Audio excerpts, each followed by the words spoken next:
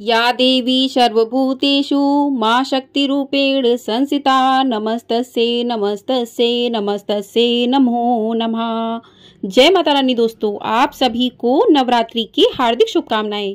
आप सभी पर मां भवानी जगदम्बा की कृपा सदैव बनी रहे। आज की वीडियो में आप सुनेंगे दुर्गा सप्तशती का पहला अध्याय। इसी प्रकार नवरात्रि के 9 दिनों तक आप दुर्गा सप्तशती के सभी अध्यायों का पठन करेंगे। तो आप सभी ने चैनल को सब्सक्राइब नहीं किया है तो चैनल को सब्सक्राइब जरूर कर लें। दुर्गा सप्तशती का पाठ यदि आप पूरा एक दिन में नहीं पढ़ पाते हैं तो आप उनके अध्याय को विभाजित कर लें। तो पहले दिन पहला अध्याय, दूसरे दिन दूसरा और तीसरा अध्याय, तीसरे दिन चौथा अध्याय, चौथे दिन 5वां, छठा, 7वां, 8वां अध्याय, 5वें दिन 9वां, 10वां और छठे दिन 11वां और 7वें दिन 12वां और 13वां अध्याय। तो इस प्रकार से आप 7 दिन में दुर्गा सप्तशती के 13 अध्याय जो है पूरे कर सकते हैं। यदि आप दुर्गा कवच सप्तशती का पाठ करते हैं तो इसके पहले आपको कुछ नियम जान लेने चाहिए। तो आपको पवित्र होकर एक आसन लेना है। आसन आपको साफ होना चाहिए। शुद्ध आसन पर बैठे। इसके बाद शुद्ध जल, पूजन सामग्री और दुर्गा सप्तशती की पुस्तक अपने सामने लकड़ी के शुद्ध आसन पर विराजमान करें। इसके बाद माथे पर अपनी रुचि के अनुसार भस्म, चंदन, रोली का तिलक करें। उसके बाद हाथ में थोड़े से पुष्प लेकर या जल लेकर आप आचमन करें और आचमन करते हुए ओम ऐं आत्म तवम शोधामयी नमः स्वाहा, ओम ह्रीं विद्या तत्वम शोधामयी नमः स्वाहा, ओम क्लीं शिव तत्वम शोधामयी नमः स्वाहा, ओम ऐं ह्रीं क्लीं सर्व तत्वम शोधामयी नमः स्वाहा।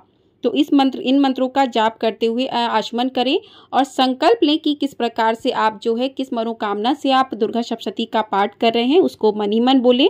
इस प्रकार से दुर्गा सप्तशती की पुस्तक है उसका पूजन करके संकल्प लेके शुद्ध अवस्था में दुर्गा सप्तशती का पाठ करें। और आप जो है भगवान गणेश को सर्वप्रथम आमंत्रित करें, भगवान जो है शिव को आमंत्रित करें। इस प्रकार भगवान का ध्यान करते हुए आप पहले कुछ मंत्रों का जाप करें। नवाड़ मंत्र का जाप करें, शापोद्वार मंत्र का जाप करें। शापोद्वार मंत्र है ओम ह्रीं क्लीं श्रीं क्रां क्रीं चंडिका देवे शापनाशानु ग्रहम क्रू क्रू स्वाहा। इस मंत्र का आप जो है 7 बार जाप करना चाहिए आपको। इसको शापोद्वार मंत्र कहते हैं। और उत्कीलन मंत्र है ओम श्रीं क्लीं ह्रीं सप्तशती चंडिके उत्कीलनम कुरु कुरु स्वाहा।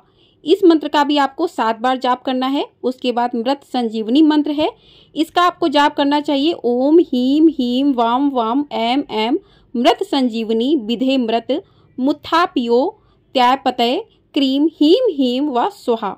तो इन मंत्रों का आपको जाप करने के बाद पहले देवी कवच, उसके बाद अर्गला स्रोत का पाठ, उसके बाद कीलक का पाठ करने के बाद दुर्गा सप्तशती का पहला अध्याय प्रारंभ करना चाहिए।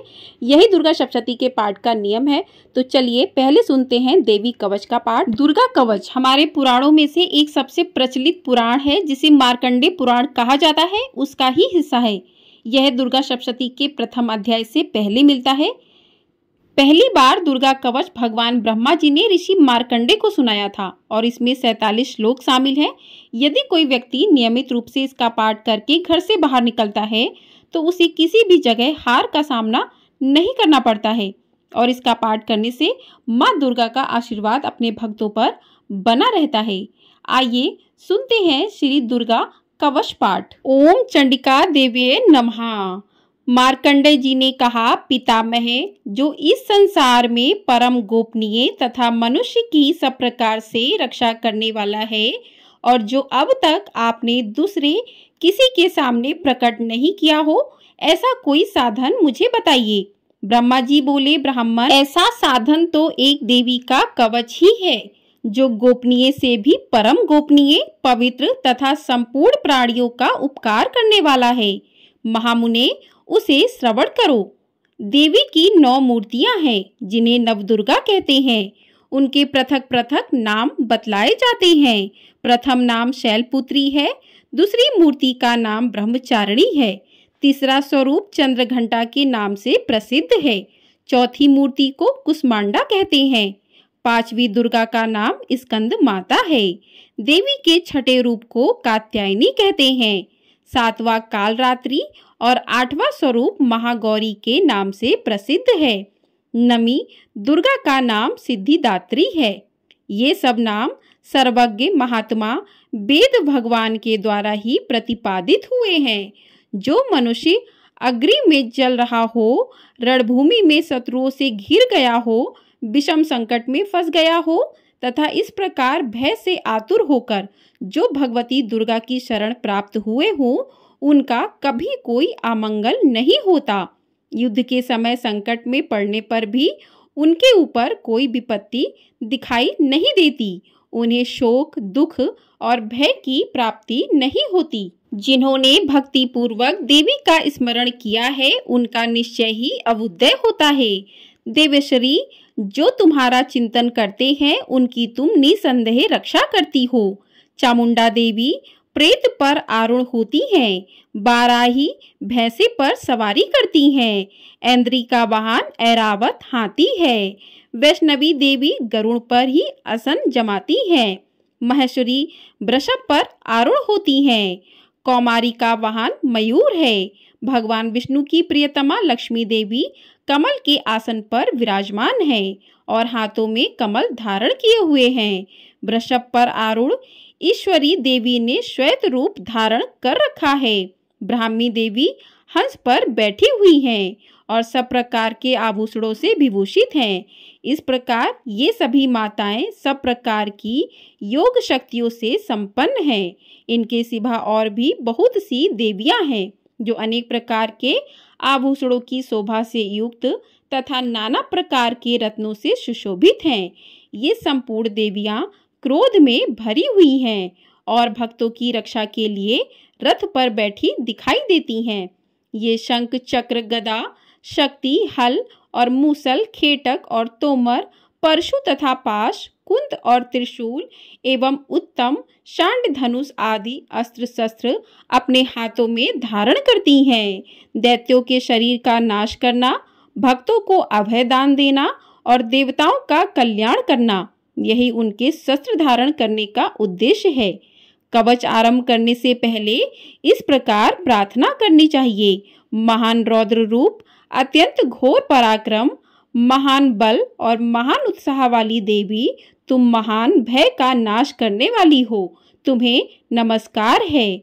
तुम्हारी ओर देखना भी कठिन है। शत्रुओं का भय बढ़ाने वाली जगदम्बिके, मेरी रक्षा करो।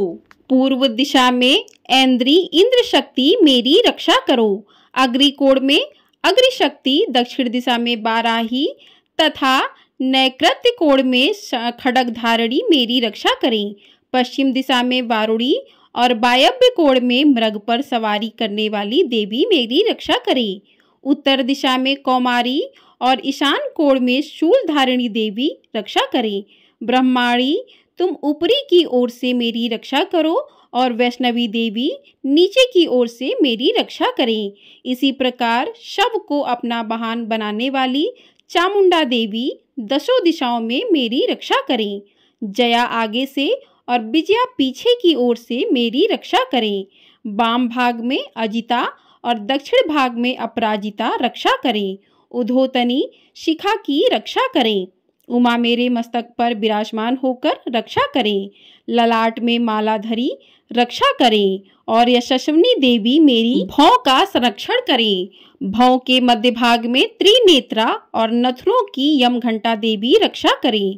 दोनों नेत्रों के मध्यम भाग में शांडिनी और कानों में द्वारवासिनी रक्षा करें।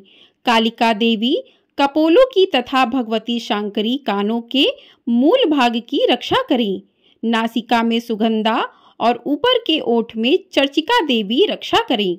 नीचे के ओठ में अमृतकला तथा जीवा में सरस्वती देवी रक्षा करें। कौमारी दांतों की और चंडिका कंठ प्रदेश की रक्षा करें। चित्रघंटा गले की घाटी की और महामाया तालू में रहकर रक्षा करें। कामाक्षी ठोड़ी की और सर्वमंगला मेरी वाणी की रक्षा करें। भद्रकाली ग्रीवा में और धनुधरी पृष्ठवंश मेरुदंड में रहकर रक्षा करें। कंठ के बाहरी भाग में नीलग्रीवा और कंठ की नली में नलकुवरी रक्षा करें। दोनों कंधों में खंडंगनी और मेरी दोनों भुजाओं की वज्रधारिणी रक्षा करें। दोनों हाथों में दंडनी और उंगलियों में अंबिका रक्षा करें।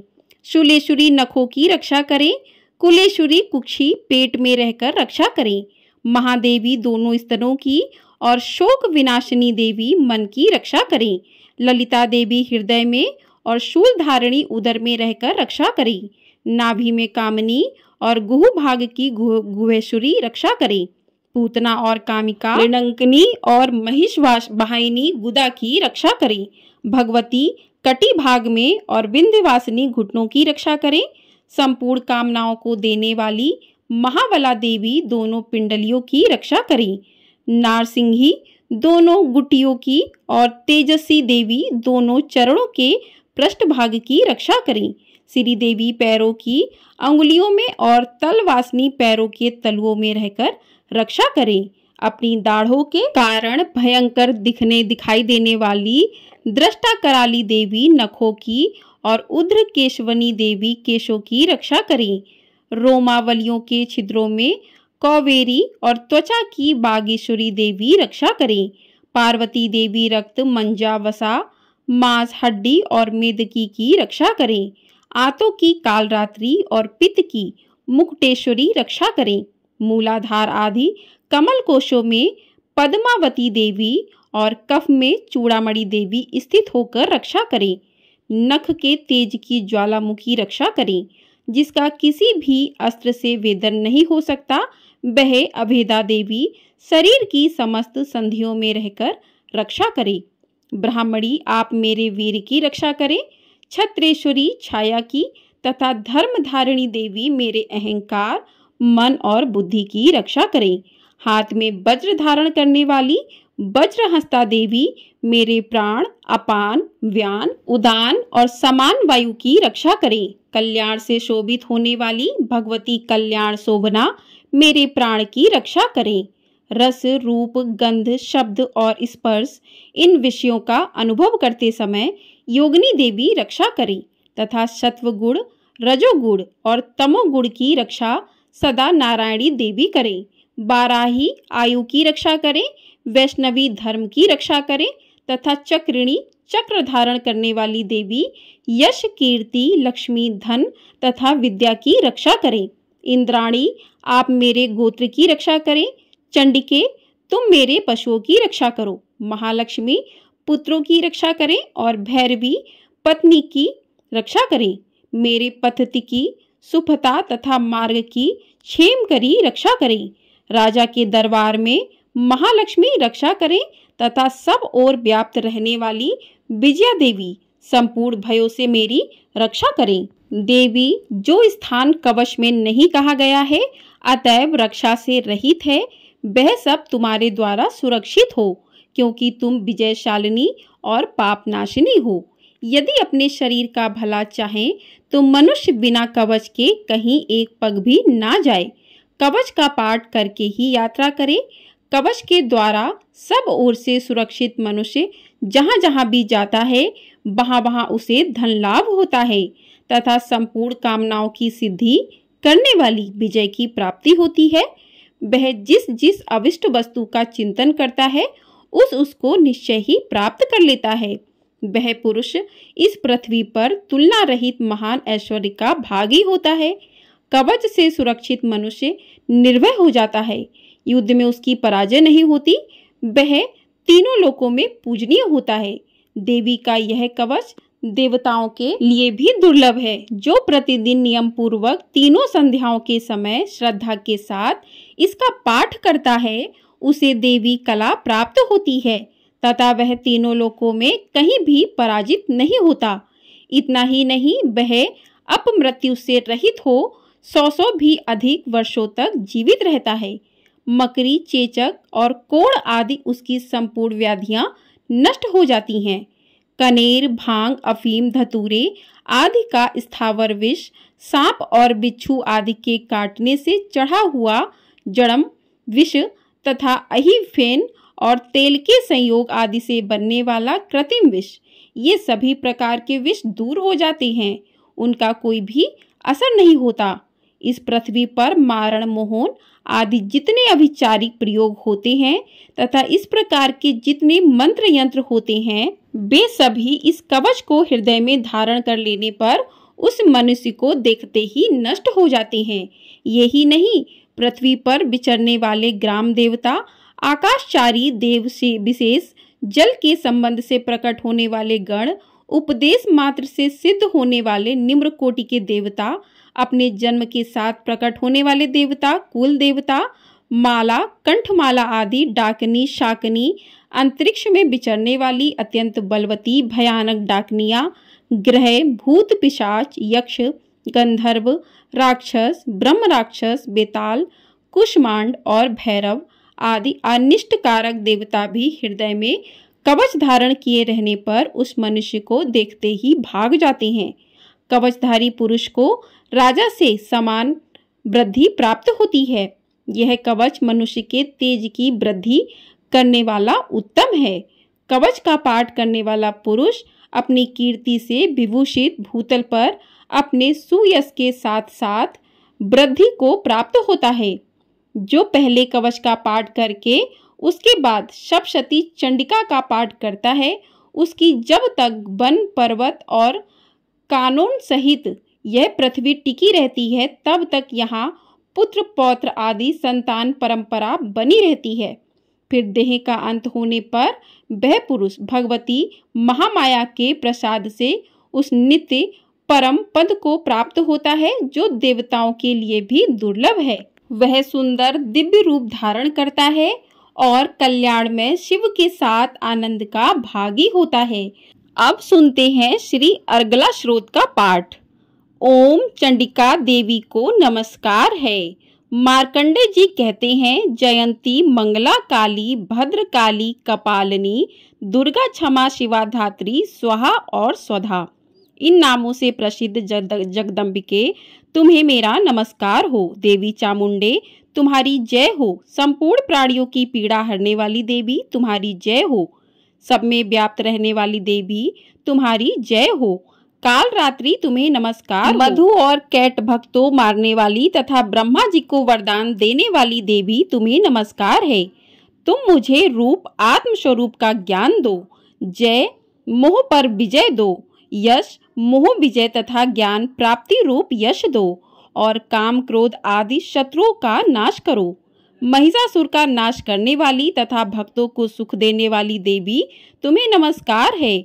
तुम रूप दो, जय दो, यश दो और काम, क्रोध आदि शत्रुओं का नाश करो।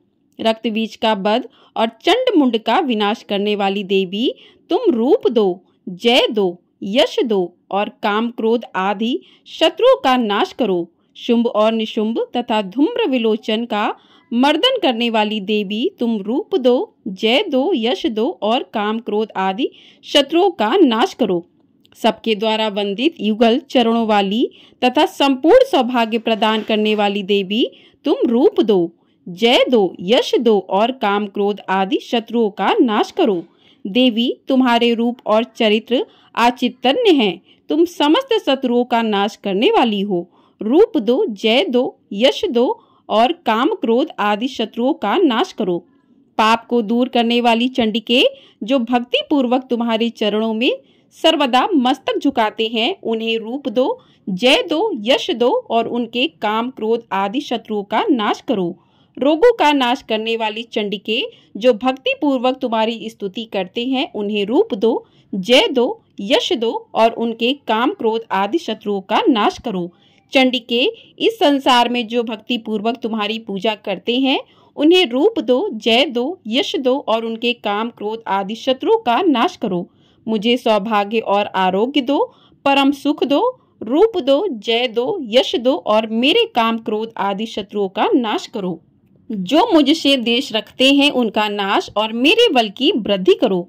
रूप दो, जय दो, यश दो और मेरे काम, क्रोध आदि का शत्रुओं का नाश करो। देवी, मेरा कल्याण करो, मुझे उत्तम संपत्ति प्रदान करो। रूप दो, जय दो, यश दो और काम, क्रोध आदि शत्रुओं का नाश करो। अंबिके, देवता और असुर दोनों ही अपने माथे के मुकुट की मड़ियों को तुम्हारे चरणों पर घिसते रहते हैं। तुम रूप दो, जय दो, यश दो और काम, क्रोध आदि शत्रुओं का नाश करो। तुम अपने भक्तजनों को विद्वान, यशस्वी और लक्ष्मीवान बनाओ तथा रूप दो, जय दो, यश दो और उसके काम, क्रोध आदि शत्रुओं का नाश करो। प्रचंड दैत्यों के दर्प का दलन करने वाली चंडिके, मुझ शरणागत को रूप दो, जय दो, यश दो और मेरे काम क्रोध आदि शत्रुओं का नाश करो। चतुर्मुख ब्रह्मा जी के द्वारा प्रशंसित 4 भुजाधारिणी परमेश्वरी, तुम रूप दो, जय दो, यश दो और काम क्रोध आदि शत्रुओं का नाश करो। देवी अंबिके, भगवान विष्णु नित्य निरंतर भक्ति पूर्वक तुम्हारी स्तुति करते रहते हैं। तुम रूप दो, यश दो, काम क्रोध आदि शत्रुओं का नाश करो। हिमालय कन्या पार्वती के पति महादेव जी के द्वारा प्रशंसित होने वाली परमेश्वरी, तुम रूप दो, जय दो, यश दो और काम क्रोध आदि शत्रुओं का नाश करो। शचीपति इंद्र के द्वारा सदावत से पूजित होने वाली परमेश्वरी, तुम रूप दो, जय दो, यश दो और काम क्रोध आदि शत्रुओं का नाश करो। प्रचंड भुजदंडों वाले दैत्यों का घमंड चूर करने वाली देवी, तुम रूप दो, जय दो, यश दो और काम क्रोध आदि शत्रुओं का नाश करो। देवी अंबिके, तुम अपने भक्तजनों को सदा असीम आनंद प्रदान करती हो। मुझे रूप दो, जय दो, यश दो और मेरे काम क्रोध आदि शत्रुओं का नाश करो। मन की इच्छा के अनुसार चलने वाली मनोहर पत्नी प्रदान करो, जो दुर्गम संसार सागर से तारने वाली तथा उत्तम कुल में उत्पन्न हुई हो। जो मनुष्य इस स्रोत का पाठ करके सप्तशती रूपी महास्रोत का पाठ करता है, वह सप्तशती की जप संख्या से मिलने वाले श्रेष्ठ फल को प्राप्त होता है। साथ ही वह प्रचुर संपत्ति भी प्राप्त कर लेता है। इस प्रकार से अग्रा श्लोक पाठ जो है पूर्ण होता है। अब सुनते हैं कीलक। ओम चंडिका देवी नमः। मार्कंडे जी कहते हैं, विशुद्ध ज्ञान ही जिनका शरीर है, तीनों वेद ही जिनके 3 दिव्य नेत्र हैं, जो कल्याण प्राप्ति के हेतु है तथा अपने मस्तक पर अर्धचंद्रा का मुकुट धारण करते हैं, उन भगवान शिव को नमस्कार है। मंत्रों का जो अभिकीलक है, अर्थात मंत्रों की सिद्धि में विघ्न उपस्थित करने वाले शाप रूपी कीलक का जो निवारण करने वाला है, उस सप्तशती स्रोत को संपूर्ण रूप से जानना चाहिए और जानकर उसकी उपासना करनी चाहिए। यद्यपि सप्तशती के अतिरिक्त अन्य मंत्रों के जप से भी जो निरंतर लगा रहता है, वह भी कल्याण का भागी होता है। उसके भी उच्चाटन आदि कर्म सिद्ध होते हैं तथा उसे भी समस्त दुर्लभ वस्तुओं की प्राप्ति हो जाती है। तथापि जो अन्य मंत्रों का जप न करके केवल इस सप्तशती नामक स्रोत से ही देवी की स्तुति करते हैं, उन्हें स्तुति मात्र से ही सच्चिदानंद स्वरूपिणी देवी सिद्ध हो जाती हैं। उन्हें अपने कार्य की सिद्धि के लिए मंत्र, औषधि तथा अन्य किसी साधन के उपयोग की आवश्यकता नहीं रहती। बिना जप के ही उनके उच्चाटन आदि समस्त अविचारिक कर्म सिद्ध हो जाते हैं। इतना ही नहीं, उनकी संपूर्ण अविस्त वस्तुएं भी सिद्ध होती हैं। लोगों के मन में यह शंका थी कि जब केवल सप्तशती की उपासना से अथवा सप्तशती को छोड़कर अन्य मंत्रों की उपासना से भी समान रूप से सब कार्य सिद्ध होते हैं, तब इनमें श्रेष्ठ कौन सा साधन है। लोगों की इस शंका को सामने रखकर भगवान शंकर ने अपने पास आए हुए जिज्ञासुओं को समझाया कि यह सप्तशती नामक संपूर्ण स्रोत ही सर्वश्रेष्ठ एवं कल्याणमय है। तदंतर भगवती चंडिका के सप्तशती नामक स्रोत को महादेव जी ने गुप्त कर दिया। सप्तशती के पाठ से जो पुण्य प्राप्त होता है, उसकी कभी समाप्ति नहीं होती, किंतु अन्य मंत्रों के जप जन्य पुण्य की समाप्ति हो जाती है। अतः भगवान शिव ने अन्य मंत्रों की अपेक्षा जो सप्तशती की ही श्रेष्ठता का निर्णय किया, उन्हें यथार्थ ही जानना चाहिए। अन्य मंत्रों का जप करने वाला पुरुष भी यदि सप्तशती के स्रोत और जप का अनुष्ठान कर ले, तो वह भी पूर्ण रूप से ही कल्याण का भागी होता है। इसमें तनिक भी संदेह नहीं है। जो साधक कृष्ण पक्ष की चतुर्दशी अथवा अष्टमी को एकाग्रचित होकर भगवती की सेवा में अपना सर्वस्व समर्पित कर देता है और फिर उसे प्रसाद रूप से ग्रहण करता है, उसी पर भगवती प्रसन्न होती हैं, अन्यथा उनकी प्रसन्नता प्राप्त नहीं होती। इस प्रकार सिद्धि के प्रतिबंधक रूप कील के द्वारा महादेव जी ने इस स्रोत को कीलित कर रखा है। जो पूर्वोक्त रीति से निष्कीलन करके इस सप्तशती स्रोत का प्रतिदिन स्पष्ट उच्चारण पूर्वक पाठ करता है, वह मनुष्य सिद्ध हो जाता है। वहीं देवी का पार्षद होता है और वहीं गंधर्व भी होता है। सर्वत्र विचरने रहने पर इस संसार में उसे कहीं भी भय नहीं होता, वह अपमृत्यु के वश में नहीं पड़ता और देह त्यागने के अनंतर मोक्ष प्राप्त कर लेता है। अतः कीलन को जानकर उसका परिहार करके ही सप्तशती पाठ आरंभ करें। जो ऐसा नहीं करता उसका नाश हो जाता है। इसलिए कीलक और निष्कीलन का ज्ञान प्राप्त करने पर ही यह स्रोत निर्दोष होता है और विद्वान पुरुष इस निर्दोष स्रोत का ही पाठ आरंभ करते हैं। स्त्रियों में जो कुछ भी सौभाग्य आदि दृष्टिगोचर होता है वह सब देवी के प्रसाद का ही फल है। अतः इस कल्याणमय स्रोत का सदा जप करना चाहिए। इस स्रोत का मंद स्वर से पाठ करने पर स्वल्प फल की प्राप्ति होती है और उच्च स्वर से पाठ करने पर पूर्ण फल की सिद्धि होती है। अतः उच्च स्वर से ही इसका पाठ आरंभ करना चाहिए। जिनके प्रसाद से ऐश्वर्य, सौभाग्य, आरोग्य, संपत्ति, शत्रुनाश तथा परम मोक्ष की सिद्धि होती है, इस कल्याण में जगदम्बा की स्तुति मनुष्य क्यों नहीं करते। आइए अब सुनते हैं दुर्गा सप्तशती का पहला अध्याय, जिसमें मेधा ऋषि का राजा सूरत और समाधि को भगवती की महिमा बताते हुए मधुकैटभ वध का प्रसंग सुनाया गया है। ओम चंडी देवी को नमस्कार है। मार्कंडे जी बोले, सूर्य के पुत्र सावर्णी जो 8वें मनु कहे जाते हैं, उनकी उत्पत्ति की कथा विस्तार पूर्वक कहता हूँ, सुनो। सूर्य कुमार महाभाग सावर्णी भगवती महामाया के अनुग्रह से जिस प्रकार मनवंतर के स्वामी हुए वही प्रसंग सुनाता हूँ। पूर्व काल की बात है। स्वारोचिस मनवंतरम में सूरत नाम के एक राजा थे जो चैत्र वंश में उत्पन्न हुए थे। उनका समस्त भूमंडल पर अधिकार था। वे प्रजा का अपने और औरस पुत्रों की भांति धर्म पूर्वक पालन करते थे। तो भी उस समय कोलादि विध्वंसी नाम के क्षत्रिय उनके शत्रु हो गए। राजा सूरत की दंड नीति बड़ी प्रबल थी। उनका शत्रुओं के साथ संग्राम हुआ। यद्यपि कोला विध्वंसी संख्या में कम थे तो भी राजा सूरत युद्ध में उनसे परास्त हो गए। तब वे युद्ध भूमि से अपने नगर को लौट आए और केवल अपने देश के राजा होकर रहने लगे। समूची पृथ्वी से अब उनका अधिकार जाता रहा, किंतु वहां भी उन प्रबल शत्रुओं ने उस समय महाभाग राजा सूरत पर आक्रमण कर दिया। राजा का बल क्षीण हो चला था, इसलिए उनके दुष्ट, बलवान एवं दुरात्मा मंत्रियों ने वहां उनकी राजधानी में भी राजकीय सेना और खजाने को हथिया लिया। सूरत का प्रभुत्व नष्ट हो चुका था, इसलिए वे शिकार खेलने के बहाने घोड़े पर सवार हो वहां से अकेले ही एक घने जंगल में चले गए। वहां उन्होंने विप्रवर मेधा मुनि का आश्रम देखा, जहां कितने ही हिंसक जीव अपनी स्वाभाविक हिंसावृत्ति छोड़कर परम शांत स्वभाव से रहते थे। मुनि के बहुत से शिष्य उस वन की शोभा बढ़ा रहे थे। वहां जाने पर मुनि ने उनका सत्कार किया और वे उन मुनि श्रेष्ठ के आश्रम पर इधर उधर विचरते हुए कुछ काल तक रहे। फिर ममता से आकृष्ट चित्त होकर वहां इस प्रकार चिंता करने लगे, पूर्व काल में मेरे पूर्वजों ने जिसका पालन किया था वही नगर आज मुझसे रहित है।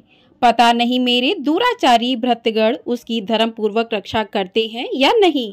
जो सदा मद की वर्षा करने वाला और शूरवीर था, वह मेरा प्रधान हाथी अब शत्रुओं के अधीन होकर ना जाने किन भोगों को भोगता होगा। जो लोग मेरी कृपा, धन और भोजन पाने से सदा मेरे पीछे पीछे चलते थे, वे निश्चय ही अब दूसरे राजाओं का अनुसरण करते होंगे। उन अपव्ययी लोगों के द्वारा सदा खर्च होते रहने के कारण अत्यंत कष्ट से जमा किया हुआ मेरा वह खजाना खाली हो जाएगा। यह तथा भी कई बातें राजा सूरत निरंतर सोचते रहते थे। एक दिन उन्होंने वहां विप्रवर मेधा के आश्रम के निकट एक वैश्य को देखा और उससे पूछा, भाई तुम कौन हो? यहाँ तुम्हारे आने का क्या कारण है? तुम क्यों शोकग्रस्त और अनमने से दिखाई देते हो? राजा सूरत का यह प्रेम पूर्वक कहा हुआ वचन सुनकर वैश्य ने विनीत भाव से उन्हें प्रणाम करके कहा। वैश्य बोला, राजन, मैं धनियों के कुल में उत्पन्न एक वैश्य हूँ। मेरा नाम समाधि है। मेरे दुष्ट स्त्री पुत्रों ने धन के लोभ से मुझे घर से बाहर निकाल दिया है। मैं इस समय धन, स्त्री और पुत्रों से वंचित हूँ। मेरे विश्वसनीय बंधुओं ने मेरा ही धन लेकर मुझे दूर कर दिया है, इसलिए दुखी होकर मैं वन में चला आया हूँ। यहाँ रहकर मैं इस बात को नहीं जानता कि मेरे पुत्रों की स्त्री की और स्वजनों की कुशल है या नहीं। इस समय घर में वे कुशल से रहते हैं अथवा उन्हें कोई कष्ट है। वे मेरे पुत्र कैसे हैं? क्या वे सदाचारी हैं अथवा दुराचारी हो गए हैं? राजा ने पूछा कि जिन लोभी स्त्री पुत्र आदि ने धन के कारण तुम्हें घर से निकाल दिया, उनके प्रति तुम्हारे चित्त में इतना स्नेह का बंधन क्यों है? वैश्य बोला, आप मेरे विषय में जैसी बात कहते हैं वह सब ठीक है, किंतु क्या करूं? मेरा मन निष्ठुरता नहीं धारण करता। जिन्होंने धन के लोभ में पड़कर पिता के प्रति स्नेह, पति के प्रति प्रेम तथा आत्मीय जन के प्रति अनुराग को तिलांजलि दे मुझे घर से निकाल दिया है, उन्हीं के प्रति मेरे हृदय में इतना स्नेह है। महामते, गुणहीन बंधुओं के प्रति भी जो मेरा चित्त इस प्रकार प्रेम मग्न हो रहा है, यह क्या है? इस बात को मैं जानकर भी नहीं जान पाता। उनके लिए मैं लंबी सांसें ले रहा हूँ और मेरा हृदय अत्यंत दुखित हो रहा है। उन लोगों में प्रेम का सर्वथा अभाव है, तो भी उनके प्रति जो मेरा मन निष्ठुर नहीं हो पाता, इसके लिए क्या करूं? मार्कंडे जी कहते हैं, ब्राह्मण तदंतर राजाओं में श्रेष्ठ सुव्रत और वह समाधि नामक वैसे दोनों साथ साथ मेधा मुनि की सेवा में उपस्थित हुए और उनके साथ यथा योग्य न्याय अनुकूल विनयपूर्ण बर्ताव करके बैठे। तत्पश्चात वैश्य और राजा ने कुछ वार्तालाप आरंभ किया। राजा ने कहा, भगवान, मैं आपसे एक बात पूछना चाहता हूँ, उसे बताइए। मेरा चित्त अपने अधीन न होने के कारण वह बात मेरे मन को बहुत दुख देती है। जो राज्य मेरे हाथ से चला गया है उसमें और उसके संपूर्ण अंगों में मेरी ममता बनी हुई है। मुनि श्रेष्ठ, यह जानते हुए भी कि वह अब मेरा नहीं है, अज्ञानी की भांति मुझे उसके लिए दुख होता है। यह क्या है? इधर ये वैश्य भी घर से अपमानित होकर आया है। इसके पुत्र स्त्री और भृत्यों ने इसे छोड़ दिया है, स्वजनों ने भी इसका परित्याग कर दिया है, तो भी यह उनके प्रति अत्यंत हार्दिक स्नेह रखता है। इस प्रकार यह तथा मैं दोनों ही बहुत दुखी हूँ। जिसमें प्रत्यक्ष दोष देखा गया है, उस विषय के लिए भी हमारे मन में ममता जनित आकर्षक पैदा हो रहा है। महाभाग, हम दोनों समझदार हैं, तो भी हम में जो मोह पैदा हुआ है, यह क्या है? विवेक शून्य पुरुष की भांति मुझ में और इसमें भी यह मूढ़ता प्रत्यक्ष दिखाई देती है। ऋषि बोले, महाभाग, विषय मार्ग का ज्ञान सब जीवों को है। इसी प्रकार विषय भी सबके लिए अलग अलग हैं। कुछ प्राणी दिन में नहीं देखते और दूसरे रात में नहीं देखते, तथा कुछ जीव ऐसे हैं जो दिन और रात्रि में भी बराबर ही देखते हैं। यह ठीक है कि मनुष्य समझदार होते हैं, किंतु केवल वे ही ऐसे नहीं होते। पशु पक्षी और मृग आदि सभी प्राणी समझदार होते हैं। मनुष्यों की समझ भी वैसी ही होती है जैसी उन मृग और पक्षियों की होती है, तथा जैसी मनुष्यों की होती है वैसी ही उन मृग पक्षी आदि की होती है। यह तथा अन्य बातें भी प्रायः दोनों में समान ही हैं।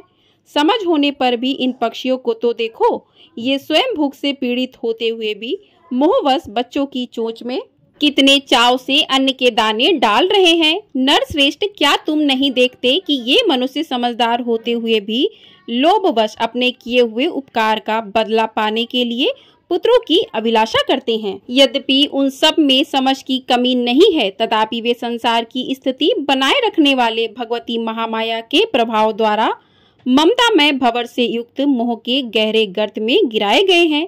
इसलिए इसमें आश्चर्य नहीं करना चाहिए। जगदीश्वर भगवान विष्णु की योग निंद्रा रूपा जो भगवती महामाया है, उन्हीं से यह जगत मोहित हो रहा है। वे भगवती महामाया देवी ज्ञानियों के भी चित्त को बलपूर्वक खींचकर मोह में डाल देती हैं। वे ही इस संपूर्ण चराचर जगत की सृष्टि करती हैं तथा वे ही प्रसन्न होकर मनुष्यों को मुक्ति के लिए वरदान देती हैं। वे ही पराविद्या, संसार बंधन और मोक्ष की हेतुभूता सनातनी देवी और संपूर्ण ईश्वरों की भी अधीश्वरी हैं। राजा ने पूछा, भगवान, जिन्हें आप महामाया कहते हैं वे देवी कौन हैं? ब्राह्मण, उनका आविर्भाव कैसे हुआ तथा उनके चरित्र कौन कौन है? ब्रह्मवेत्ताओं में श्रेष्ठ महर्षि उन देवी का जैसा प्रभाव हो, जैसा स्वरूप हो और जिस प्रकार प्रादुर्भाव हुआ हो, वह सब मैं आपके मुख से सुनना चाहता हूँ। ऋषि बोले, राजन, वास्तव में तो वे देवी नित्य स्वरूपा ही हैं। संपूर्ण जगत उन्हीं का रूप है तथा उन्होंने समस्त विश्व को व्याप्त कर रखा है। तथापि उनका प्राकट्य अनेक प्रकार से होता है।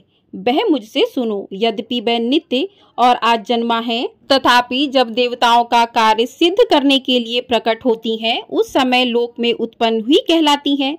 कल्प के अंत में जब संपूर्ण जगत एकाड़ वन में निमग्न हो रहा था और सबके प्रभु भगवान विष्णु शेषनाग की सैया बिछाकर योग निद्रा का आश्रय ले सो रहे थे, उस समय उनके कानों के मैल से दो भयंकर असुर उत्पन्न हुए, जो मधु और कैटभ के नाम से विख्यात थे। वे दोनों ब्रह्मा जी का वध करने को तैयार हो गए। भगवान विष्णु के नाभि कमल में विराजमान प्रजापति ब्रह्मा जी ने जब उन दोनों भयानक असुरों को अपने पास आया और भगवान को सोया हुआ देखा, तब एकाग्रचित होकर उन्होंने भगवान विष्णु को जगाने के लिए उनके नेत्रों में निवास करने वाली योग निद्रा का स्तवन आरंभ किया, जो इस विश्व की अधीश्वरी, जगत को धारण करने वाली, संसार का पालन और संहार करने वाली तथा तेज स्वरूप भगवान विष्णु की अनुपम शक्ति है। उन्हीं भगवती निद्रा देवी की भगवान ब्रह्मा स्तुति करने लगे। ब्रह्मा जी ने कहा, देवी तुम ही स्वाहा, तुम ही स्वधा और तुम ही वसटकार हो। स्वर भी तुम्हारे ही स्वरूप है, तुम ही जीवनदायिनी सुधा हो। नित्य अक्षर प्रणव में अकार, उकार, मकार, इन तीन मात्राओं के रूप में तुम ही स्थित हो, तथा इन तीन मात्राओं के अतिरिक्त जो बिंदु रूपा नित्य अर्ध मात्रा है, जिसका विशेष रूप से उच्चारण नहीं किया जा सकता, वह भी देवी तुम ही हो। तुम ही संध्या, सावित्री तथा परम जननी हो। देवी तुम ही इस विश्व ब्रह्मांड को धारण करती हो। तुमसे ही इस जगत की सृष्टि होती है, तुम ही से इसका पालन होता है और सदा तुम ही कल्प के अंत में सबको अपना ग्रास बना लेती हो। जगन्मयी देवी, इस जगत की उत्पत्ति के समय तुम सृष्टि रूपा हो, पालन काल में स्थित रूपा हो तथा कल्पपांत के समय संहार रूप धारण करने वाली हो। तुम ही महाविद्या, महामाया, महावेदा, महास्मृति, महामोह रूपा, महादेवी और महासुरी हो। तुम ही तीनों गुणों को उत्पन्न करने वाली सबकी प्रकृति हो। भयंकर कालरात्रि, महारात्रि और मोहरात्रि भी तुम ही हो। तुम ही श्री, तुम ही ईश्वरी, तुम ही और तुम ही बोध स्वरूपा बुद्धि हो। लज्जा, पुष्टि, तुष्टि, शांति और क्षमा भी तुम ही हो। तुम खड्ग धारणी, सूल धारणी, घोर रूपा तथा गदा, चक्र, शंख और धनुष धारण करने वाली हो। बाण, भुसुंडी और परी, ये भी तुम्हारे अस्त्र हैं। तुम सौम्य और सौम्यतर हो। इतना ही नहीं, जितने भी सौम्य एवं सुंदर पदार्थ हैं, उन सब की अपेक्षा तुम अत्यधिक सुंदरी हो। पर और अपर, सबसे परे रहने वाली परमेश्वरी तुम ही हो। सर्वस्वरूप में देवी, कभी भी सत असत रूप जो कुछ वस्तुएं हैं और उन सब की जो शक्ति है, वह तुम ही हो। ऐसी अवस्था में तुम्हारी स्तुति क्या हो सकती है? जो इस जगत की सृष्टि, पालन और संहार करते हैं, उन भगवान को भी जब तुमने निद्रा के अधीन कर दिया है, तब तुम्हारी स्तुति करने में यहाँ कौन समर्थ हो सकता है?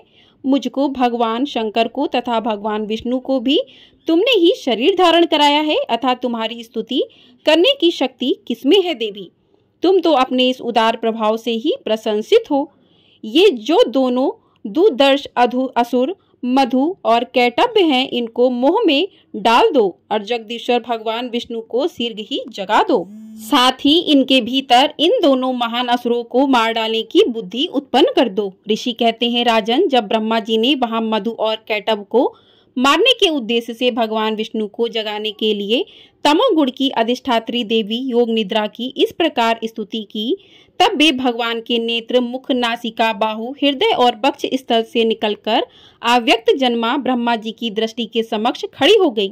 योग निद्रा से मुक्त होने पर जगत के स्वामी भगवान जनार्दन उस एकाड़व के जल में शेषनाग की सैया से जाग उठे। फिर उन्होंने उन दोनों असुरों को देखा। वे दुरात्मा मधु और कैटभ अत्यंत बलवान तथा पराक्रमी थे और क्रोध से लाल आंखें किए ब्रह्मा जी को खा जाने के लिए उद्योग कर रहे थे। तब भगवान श्री हरि ने उठकर उन दोनों के साथ 5000 वर्षों तक केवल बाहु युद्ध किया। वे दोनों भी अत्यंत बल के कारण उन्मत्त हो रहे थे। इधर महामाया ने भी उन्हें मुंह में डाल रखा था, इसलिए वे भगवान विष्णु से कहने लगे, हम तुम्हारी वीरता से संतुष्ट हैं, तुम हम लोगों से कोई वर मांगो। श्री भगवान बोले, यदि तुम दोनों मुझ पर प्रसन्न हो तो अब मेरे हाथ से मारे जाओ। बस इतना सा ही मैंने वर मांगा है, यहाँ दूसरे किसी वर से क्या लेना है। ऋषि कहते हैं, इस प्रकार धोखे में आ जाने पर जब उन्होंने संपूर्ण जगत में जल ही जल देखा। तब कमल नयन भगवान से कहा, जब पृथ्वी जल में डूबी हुई ना हो, जहाँ सूखा स्थान हो, वहीं हमारा वध करो। ऋषि कहते हैं, तब तथास्तु कहकर षण्डख्य चक्र और गदा धारण करने वाले भगवान ने उन दोनों की मस्तक अपनी जांग पर रखकर चक्र से काट डाली। इस प्रकार ये देवी महामाया ब्रह्मा जी की स्तुति करने पर स्वयं प्रकट हुई थीं। अब पुनः तुमसे उनके प्रभाव का वर्णन करता हूँ, सुनो। इस प्रकार श्री मार्कंडेय पुराण में सार्वणिक मनवंतर की कथा के अंतर्गत देवी महात्म्य में मनुकैटभ वध नामक पहला अध्याय पूर्ण हुआ।